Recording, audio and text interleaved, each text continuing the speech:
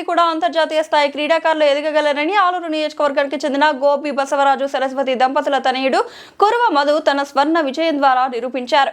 సబక్ తాక్రా క్రీడలో ప్రతిభ చూపి భారత జాతీయ జట్టుకు ఎంపికైన కురువ మధు శ్రీలంకలో జరిగిన అంతర్జాతీయ పోటీల్లో పాల్గొని గోల్డ్ మెడల్ సాధించి దేశానికి గర్వకారణంగా నిలిచారు. ఈ విజయం కేవలం వ్యక్తిగత విజయంగా మాత్రమే కాకుండా గ్రామీణ యువతకు దారి చూపే స్ఫూర్తిగా నిలుస్తోంది.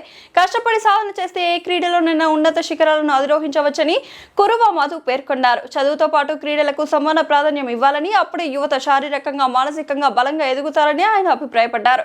నేటి సమాజంలో క్రీడలు ఆరోగ్యానికి మాత్రమే కాకుండా దేశ గౌరవాన్ని ప్రపంచ స్థాయిలో పెంచే సాధనంగా మారాయి. ప్రభుత్వాలు, ప్రజా ప్రతినిధులు, విద్యా సంస్థలు క్రీడాకారులకు తగిన మౌలిక సదుపాయాలు, శిక్షణ, ప్రోత్సాహం అందిస్తే మరెందరో కురువ మధు లాంటి ప్రతిభావంతులు ఎదిగే అవకాశం ఉంది.